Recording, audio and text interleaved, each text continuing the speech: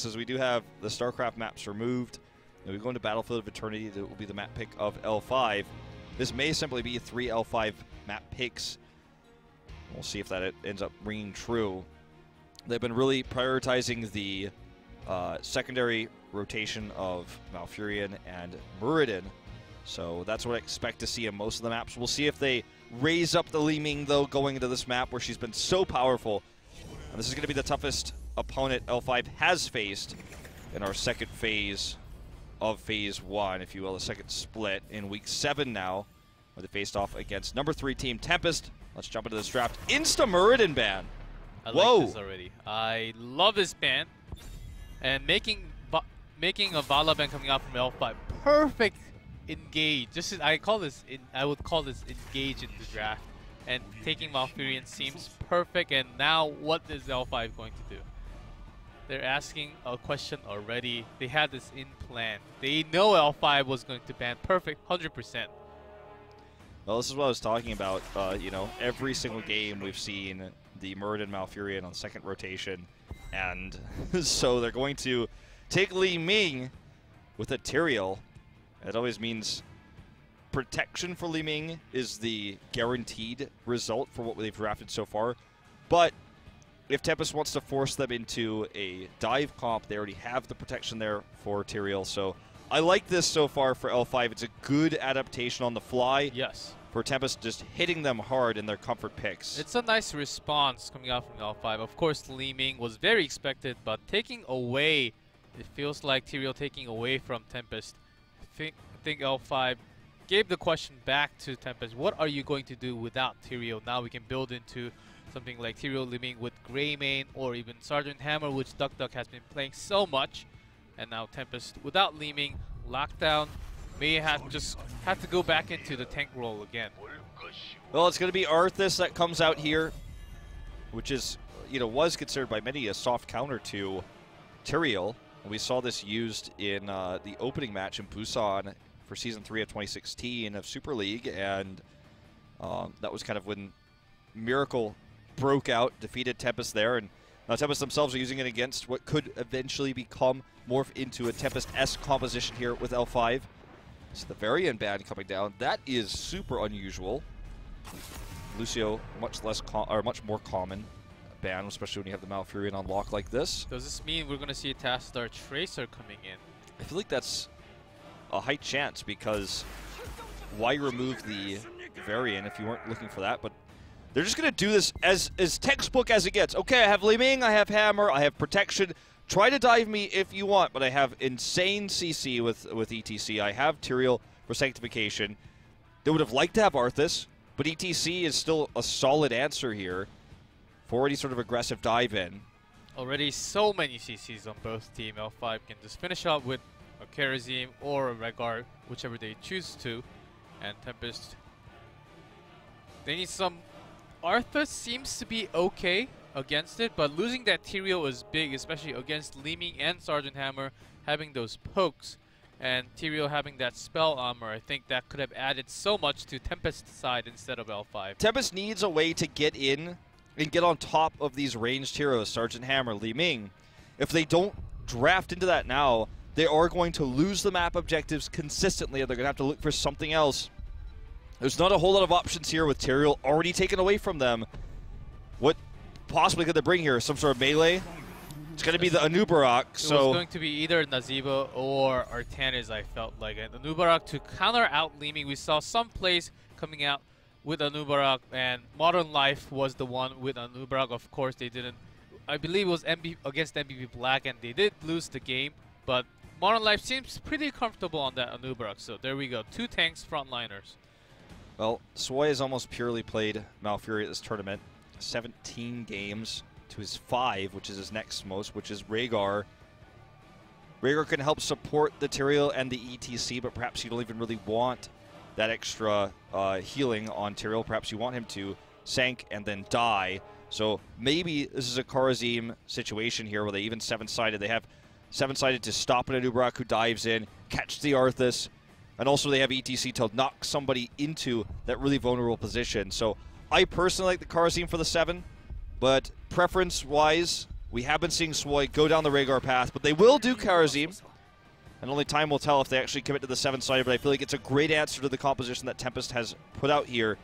Tempest will have to consistently get picks. They're going to have to, at least if they lose the Immortal fights, which is going to happen, they will lose Immortals, at least have a solid defense against the Immortals to push for the late game where Nazeebo is going to get that scaling. This is going to be an uphill battle. It's a game that Tempest can win, but they went down the route of denying the Muradin and the Malfurion. They got punished for it for the map. We'll see if L5 can continue their streak here as we go into game number 1 on Battlefield of Eternity.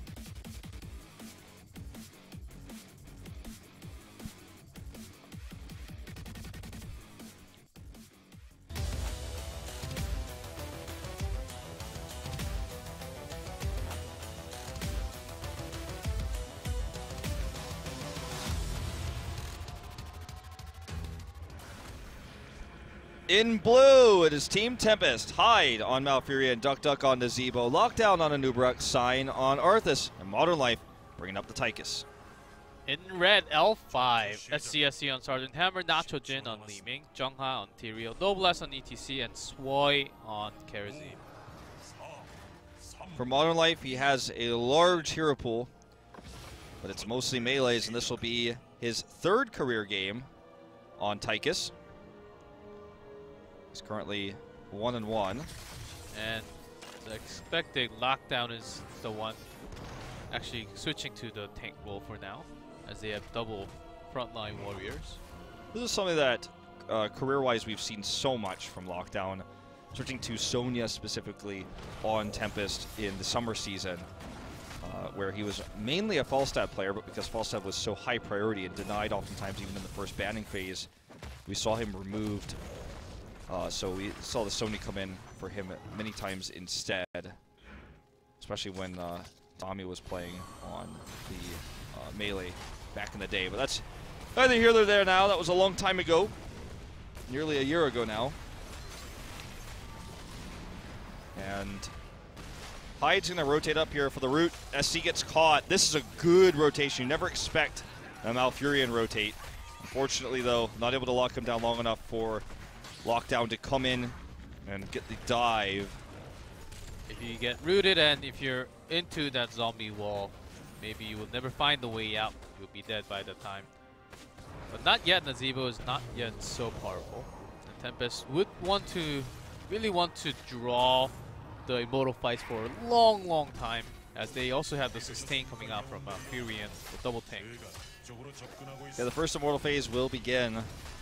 L5 has the win in this lane push, and a very good communication for L5 to rotate away from this big move up for Tempest. They're going to be in position to defend, but remember, L5 wins the poke war. Look at the positioning.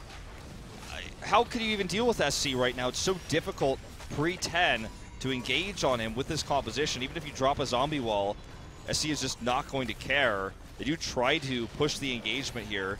Zombie wall does not connect. Even the Spider Mine's in position to stop this dive in that we're seeing. Oxygen with a good teleport here to escape the root. And already quite a significant chunk of the Immortal lost for Tempest. This is exactly what Tempest has to do. They really have to buy time for their own team comp to scale level up to all the way to the late game, where Nazeebo can also win the race by that time. Yeah, they will lose objectives, as I said, with the composition they've chosen in the beginning. It's just so difficult for them to win these. They do get the pick onto ETC, though. Looking for the second one onto Swoy. Doesn't look like he has a dash, and he is going to go down. I guess Noblesse already used Power Slicer. Couldn't really get out from that situation where he was also body blocked and rooted right after. But their power, as you saw last time, their Sank plus the Mosh Pit combo was the big name for L5 last time. And Tempest, knowing that they have a lot of CCs to cancel, but Sank just makes it a perfect combo for L5. Let's see if that comes out again. Yep. Respawn is Swoy now, and it's going to be a 1 first objective, but with the 2 picks, Tempest definitely reduced the shields quite significantly, down to 4K as this Immortal channels. So this is a good start for Tempest, all things considered. This is the kind of thing that, when you look at the 2 drafts, you have to accept as the Tempest draft that this is going to happen, that you are going to have trouble. If you won this Immortal, something is going horribly wrong for L5. Yeah, this is something they had planned in their heads, as they really want to have this late game scaling. But this is not the worst, as they already got the shields out. It turned into melee form, all they have to do, and they have Tychus to chunk down the Immortal HP. Okay, here comes a big power slide attempt onto Duck Duck, though. He doesn't have Ice Block yet, and he will be killed. Immortal is down, but they did what they came to do. Knock the wall down, damage the fort significantly. And Sign is actually holding his own in that solo lane. But they will save this fort, which means L5 is not going to get the free level 7. With the rotation up here of Sign, I don't think L5 is going to be able to really push the issue any further. They back away now. Swoy with some really hyper-aggressive positioning in this game. Does not want to find himself rooted and killed once more. In the bot lane, Noblesse did end up winning that exchange hard enough to push down into those cannon towers. It's actually Jung on the Tyrell, my bad, excuse me. But he is pushing down one cannon tower, the second one's out of ammo. So the pressure is going to be on down there for Duck Duck to deal with that if he's going to remain the solo laner. Yep, and L5 just responding to Tempest as they have an overhand beginning of the game. And when they hit 10, that's when the combos come in. And Tempest, with all that CC, they will try to stop the dive from coming in. That's all they have to do. Really have to look for that late game scaling the entire time.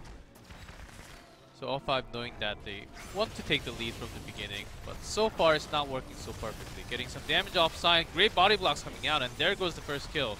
Yep. Swoy is very low, but he should be able to get out of here. In fact, double dashes because he's afraid, but this is going to be a double here, and Nacho Gen is going to pick up some of those critical mass resets. Looking for the shot here. Very nice dodge from Modern Life, but it won't matter. Calamity will help secure the kill. That was really a good dodging there, I have to say, though. By Modern Life to avoid that shot. Good prediction there, but this is disastrous now because this is going to be what the Tempest was successful in preventing last time, this massively shielded Immortal. When you win the objective, you win it hard if you have picks when you're L5's comp. Look, they got this half for free. They can reset, Hearth home, and return with the poke they have. No matter which way the Immortal is positioned, they win this. And Tempest is going to have to find a way to either get some picks here or at least maybe soak to catch up in EXP, because winning this is out of the question. Just will not happen. Look at the race here. They try. And Tempest knowing that they're going to lose it anyhow, so taking out the shield seems to be the right decision, and it just helps a lot when they have to defend anyhow when they're going to lose. So they basically accepted that, as you said, they're going to lose the Immortal. They wanted to remove as many shields as possible. The trade-off here is actually that they lose the potential soak in EXP. So this Immortal will be L5 having heroics. They could try to dive this fort using Sanctification when it's ready in just a moment here. Actually, they're just a few minions away from it, but they're still going to commit in now. That slow tick up of the EXP, and knows that Tempest, despite removing the shields don't matter as much as the fact that they cannot even stand nearby. Sign split pushing at the top to try to catch up in 10, but he's a body missing here. This is the best they can do at the moment. The Immortal is pushing, but they're soaking top. They're defending as the best as possible. They're not 10 yet, so not losing a member would be the best thing for now for Tempest. Yeah, I mean, it's kind of a lose-lose situation. I guess cut your losses. They remove the shields. Sign is trying to help them soak for 10. Looks like he's actually hearthing home right now in the top lane. I don't have a shot of him, but the push continues. Now level 11 up. BFG hidden. We may see that instead of Napalm. It's becoming more and more popular recently. Well, he actually isn't hearthing. He's committing. He wanted to get both cannon towers down before coming back. The 10 is going to be reached in just a second. Here it is. Keep is actually very low, and Tempest just hit 10. Arthas is not in position to fight, but Odin, they want to make this fight happen. Let's see if Tempest can actually go for the chase. It is going to be Napalm. They actually commit to. Sign's coming down for the Howling Blast. Could hit 2. Nitrogen immediately pings him there. Knocks him off his mount. And L5 gets the free rotation out. They don't get the keep, which is very important. I feel like Tempest had a really nice engage there. Hitting 10, going for that big, you messed up, you overextended type of engage. Try to catch L5 on their way out, but L5 didn't use any heroics. They used Disintegrate before that. It's already back up. And they did go Palm, actually, rather than 7-sided, which is a bit surprising to me. But I mean, both heroics are viable in this case. Just really thought they picked Karzim over the Rhaegar for the 7-sided. And they're going aggressive. They want to take this keep. This keep is very low, about 20% left in HP. So that looks delicious, of course, for them. And Lockdown coming out from the sides, trying to lock it. It's not Cocoon, and it's already on cooldown anyhow. If they had 7-sided, they could snap engage to kill him. This is what I was talking about with how aggressive Anubarak has to position himself in these fights. Napalm is eventually just going to knock this down, and they're going to lose this keep. They need to hard engage if they want to save it. If they don't want to save it, they probably shouldn't be positioning themselves like this. They're so down. Dog is very low. Looks like this is going to be a kill for sure, and they were all very low. This should be 2 kills too, by the way. I don't think Lockdown's getting out of here. See how much they commit to chasing him. Looks like they're going to, because the Immortal's just conveniently spawned right now, take the Immortal down instead. 8 seconds before Duck Duck comes up. He's one of the best chances they have at taking a race, because he just does a ton of damage to the Immortal. His presence, the lack of his presence, noted here in the 6K deficit. As L5 can now kind of position in the midpoint between these two and continue to poke. Noblesse just trying to stop any of these rotations around. Look at this. So much poke. Now 10K ahead in hit points, taking a 4K lead from where they were before at halftime. Noblesse is looking for a big mosh if Tempest steps over the line. That's just the threat of the ETC, which is so terrifying right now for Tempest. Makes it hard for them to close the gap. Oh, that angle almost looked too delicious for a good power slide. But let's get rooted with all that CC. Even has to pop the Sank to save Noblesse, and that's not going to be a good thing for L5 as they lose the big combo. Okay, Noblesse very low, has to power slide away. Jonga does get rooted here. There's no way to stop the attack. Palm will save him, but this attack continues. And no one is actually pushing the Mortal. If they get several picks here, this could be their first win, but 3 in the mosh. Jonga comes in. There's finally the silence to interrupt. But this actually expiration of Tyrael's trait could get a second pick onto Duck Duck. Nacho Jin is looking for the resets. Here he goes, wants to get the first one on Modern Life. Oh, dodges it though. And Duck Duck gets away too. Nacho Jin is not afraid. He is going to continue the chase. As he still has a lot of mana left for himself, and Noblesse SCSC joins the fight. This is going to be an Immortal win for L5 for sure, but that Twilight Dream literally turned everything around. Well, if they hadn't had the Twilight Dream, that would have been a full wipe. A disaster too. Despite their early pick. This is part of the reason why they get this Immortal, regardless of being up a man, is because of the threat of Nitrogen and, more importantly, the catapult pressure on the bot lane. They have to go deal with that. This fort went down very organically here on the top line with the push lane, and now this is going to march with half shields towards this second keep. With all the poke that L5 has, reasonably they should expect to get a second keep. They're going to have Sanctification in 10 seconds. Picks could end this first game if Tempest is not careful. They just don't have that much poke. This is not the poke comp. This comp is the dive comp. So they need to act fast and act quick if they're going to engage. Otherwise, they're going to lose this keep. Again, it feels like a lose-lose situation right now. To hit 13 before they actually try to make that, and then here comes Lockdown from the other side. They just hit 13, and Odin popped from the side, and there goes. They're not chasing. They just want to defend for now. They're trying to save this keep. That's what they really wanted. This was perfectly executed. That's how you save a keep. You hard engage, turn on the Immortal, clean it, win L5 retreats. Very well done by Tempest. That is how you save a keep against a comp like this. You have a good hard engage like Lockdown did, force everyone back. L5, though, you have to give them credit for being patient, not using any heroics in that situation. No Palm, no Sanctification. Mosh Pit came off cooldown, so now it's ready. So yeah, they didn't get the keep, but it's very vulnerable. Even the Shaman Cap may just take it out, or the Impalers, perhaps if they send both. It's going to relieve a ton of the pressure for them when they set up for the next Immortal phase. They've been winning it every time. And even if they have a weak Immortal phase, it's going to go to that keep. And Duck Duck. No, Duck Duck is caught. Ice Block will save him for a moment, but not enough. No help from team, or he was isolated by himself. And this keep is a goner. Got greedy trying to keep the push off of the keep, and also wanted to get a few more stacks for himself. pushing towards that late game, but should have responded with a retreat there when he saw the red ping of the Siege Giant camp being taken because he was showing on the minimap.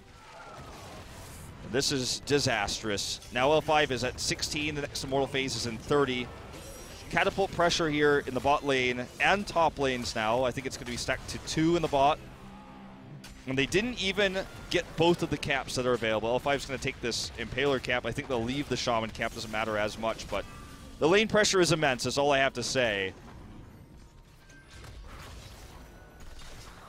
They drafted, Tempest drafted to stop the comfort picks of L5, but they did not draft for the map. They pay for it here. Lockdown actually popping the Locust Swarm early. They're just going to disengage and look for the Sanctification to re-engage. Noblesse wants a mosh pit here. Look at Nitrogen swinging, looking for those big hits. Really good disengage from Tempest, but they use Locust Swarm, which is unfortunate. A lot of the sustain lost here for Lockdown now. See the positioning of Nitrogen. He is not afraid of anything right now because all he knows that Arthas is on the right side. The CCs will not lock him up, and he's not afraid. So he goes in with the pokes, and here comes Lockdown right into the middle, but no follow-ups. Okay, here we go. Mosh pit here with the Sanctification, and that is going to be 2 picks right away. It's exactly what L5 was looking for here. This ice block will delay the inevitable as Duck Duck goes down. And the last man standing here is Hyde. I don't think he gets out. Nitrogen doesn't have that much mana, but he does have this Calamity damage here. Oh man, not even rooted. This will be... No, they're just going for the core, it doesn't matter. He's just trying to delay time, but it doesn't even matter. The rest of them are already onto the core. Well, we're just going to enjoy this. There's the kill. There's the kill. Catapults hitting the core as well as these Goatmen sieging it up. L5 has the comp for the map. They lost Malfurion, they lost Muradin. But it turns out they didn't need either to win on Battlefield of Eternity. They take game number 1. Tempest put up a decent fight there. There were a few moments where we could see some really good engages. I loved especially Lockdown with the hard engage with the new Barak there to save the keep. But they just didn't have anything after that. Duck Duck died needlessly in the top lane. It was always, Lockdown was always on the side trying to see the angle of coming in, but there was not much of a follow-up. Also, the